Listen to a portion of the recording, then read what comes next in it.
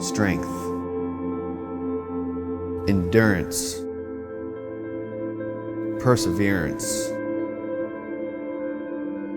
Training to be one of the nation's best takes hard work, dedication, and time.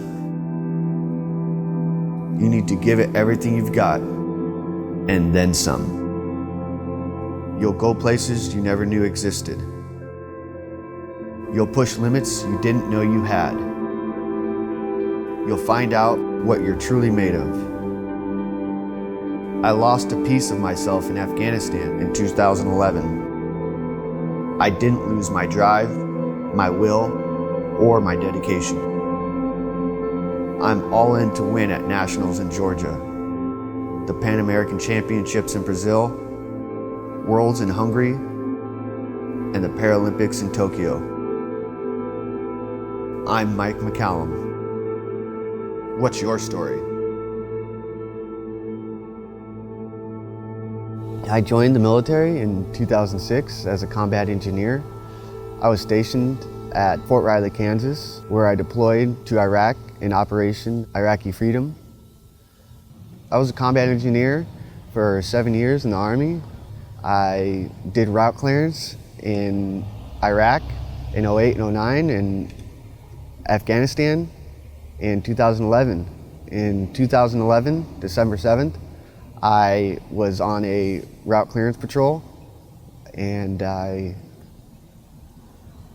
stepped on an IED. I had just gotten off mission and one of my buddies came over to my tent and asked if I had any guys that I could spare. They were running short and they needed more guys on the ground. And so I asked one of my guys if they want to go, and he said yes, and I wanted to go. So I asked my platoon sergeant if I could go. He kept saying no, no, no, and I kept begging him to go. And he finally said yes. And so the next morning, we got ready, mission prep, early morning mission.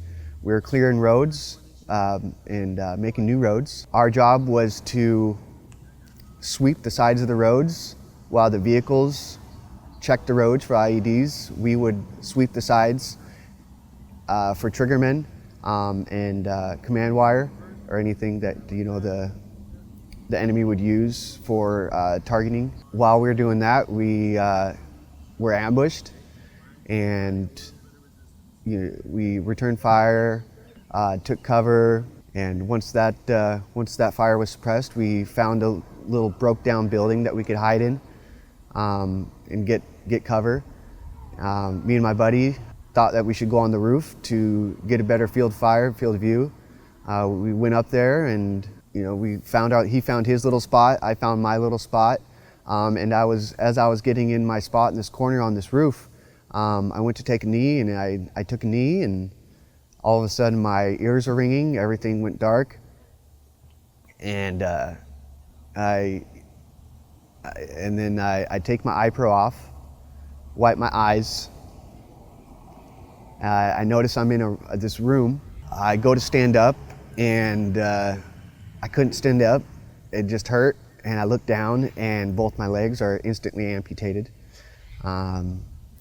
And the first thing that kind of goes through my mind is, oh my goodness, I'm never going to be able to skateboard or snowboard again. And I start thinking about the things I should do, and I get my tourniquets out, put the tourniquets on. I was kind of in a lot of shock, so I just kind of sat there dazed, kind of looking around, just mind's going 100 miles an hour. And then finally I realized that, hey, I should probably call for help. And I start calling for my friends to come get me, and they come in. They get me on the stretcher. They get me out. I see my friend in the stretcher next to me. He's covered with one of those silver heat blankets. They said he's okay though. I was worried about that. The helicopter comes, lands, and they get us out of there. And from that time, it took 3 days for me to get to Afghanistan, to San Antonio, Brooke Army Medical Center. It's pretty fast. But the whole time they were real cool. They let us both stay together. So, in the hospital, in the plane, that whole time they kept us together, so that was real cool. My initial thoughts of the accidents were things that I'm never going to be able to do again. Letting everyone down, not be able to continue the deployment, letting everyone down. That was the main thing that stayed in my head, was that I wasn't going to be able to finish the deployment. After I was first hurt, I did very well. I continued in physical activities. I was playing sled hockey, I was kayaking, I was riding recumbent bikes. I was on a good streak, and then maybe it was the fact that everything hadn't kicked in yet, but about a year and a half after the accident is when I guess you could say I either gave up or things just started kicking in, the reality of the situation. And I went into a real bad depression for probably 5 years, where I didn't wear prosthetics, I didn't leave the house, I didn't talk to people, I didn't have friends. And I guess the whole time, I was telling myself that I want to get out, I want to do stuff. And then one day I was saying that again, and it kind of just like hit me. Oh my, why don't I just do all this? After I had started getting back into being more a part of life again and kind of finding my motivation to do things again, my prosthetist had told me that he was going to dragon boat races, and he asked if I wanted to go, and that was in 2018. And I went to the event, the Paddlers Cup.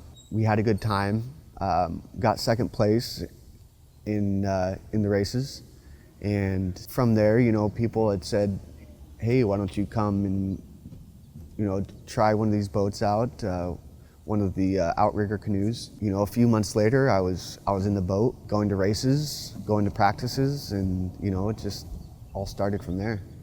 When I first started canoeing, I knew that there was competitions and races and obviously the Paralympics, but I never thought of those as personal goals in the beginning. Continuing be around other people that have participated in World Cups and Pan American Championships, and just hearing their stories kind of made me think that, hey, if these guys can do this, I can do this. And then just a lot of positive reinforcement from the team itself, kind of helps you. They help you set these amazing goals. But I don't think I ever thought of that in the beginning. I wanted to have fun, really, was the biggest thing. Being on the Gig Harbor Canoe and Kayak team has been amazing. All the coaches are great. They like working with you individually. They like working with you as groups. Everyone's super friendly. It's really great to be a part of a team and to have people to have fun with. My coach is Bryce. We work real well together. Since working with him individually on a competitive level, I've really gained a lot of strength, a lot of coordination, and just a lot of motivation to keep pushing myself and to keep doing what I need to do to get where I'm going. Since I've joined the Gig Harbor Canoe and Kayak team, it's been around the same time I've really gotten out of my depression and PTSD kind of thing. It's been, probably the biggest part of this, and I really don't see myself coming out of that without the Gig Harbor Canoe race team. So I really don't know where I'd be without the team.